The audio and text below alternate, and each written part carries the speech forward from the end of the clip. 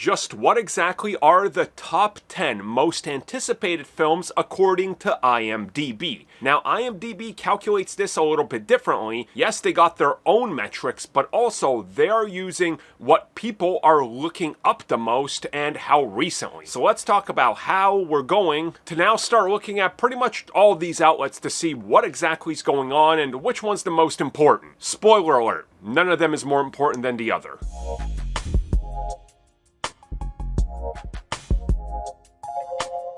You guys ever find it funny how people will say that these aggregate sites and review sites are a sham as long as their project is getting battered, but if it does slightly better elsewhere, they're like, that's the one.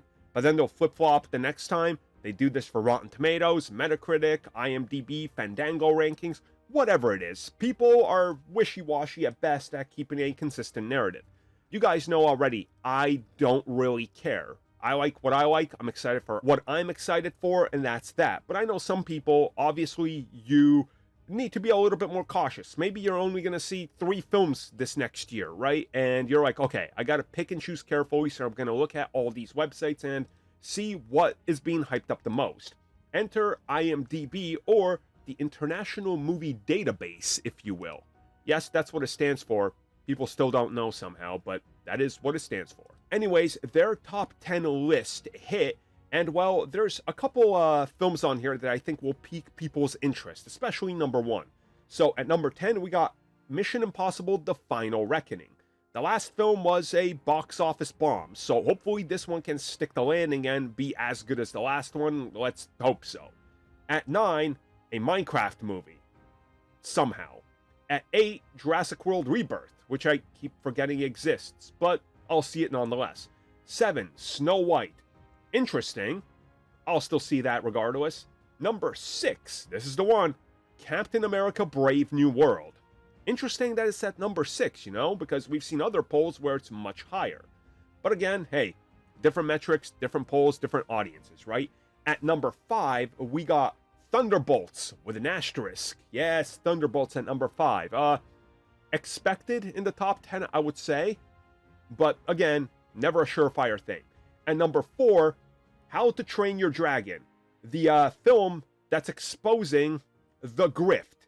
If Disney takes one of their animated films and remakes it beat for beat, it's soulless, pointless, and nobody wants it. If that same company changes elements, why did you change elements? Because we like the original story. Enter How to Train Your Dragon, which is beat for beat going to be a remake, and it's number 4. Some of you are all hypocrites. At number 3 is 4. Fantastic Four. See what I did there? You probably didn't even hear this because you're typing up a long 3-page essay on how actually it's not soulless when anybody besides Disney does it. How to Train Your Dragon is a monumental piece of cinema, unlike The Lion King from the 90s. And if they choose to change elements, well, that's just botching a classic story, I mean. There, I think that should be a good enough interpretation for you. Saved you 3 paragraphs or essays. But yeah, number 3 is Fantastic Four: First Steps. Makes sense. Pedro Pascal is topping off the charts for people want to see him, so this makes sense. And number 2, I'm genuinely shocked, 28 years later. I don't know anybody who's seen the last 2 films in the series. Like, personally, in real life, everybody's like, what's that? Is that Dawn of the Dead ripoff, knockoff? I'm like, yeah, sure, whatever. Interesting. I can't wait for this film. I saw the original in theaters. So, yeah, I'm hyped. At number 1, it's Superman. Alright, Superman topping the charts.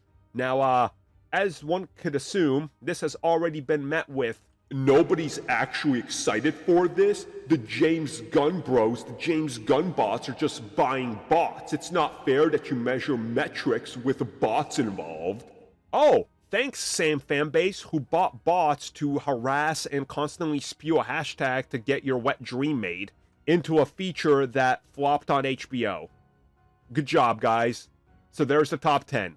Well, everybody, thank you for watching that video. And as always, you can like, subscribe, share, do whatever you will. Check out the recommended video that's popped up somewhere on the screen. And also, if you would like additional content, including more discussions and more unfiltered content, check out what we offer to the members section, which has new videos going up all the time.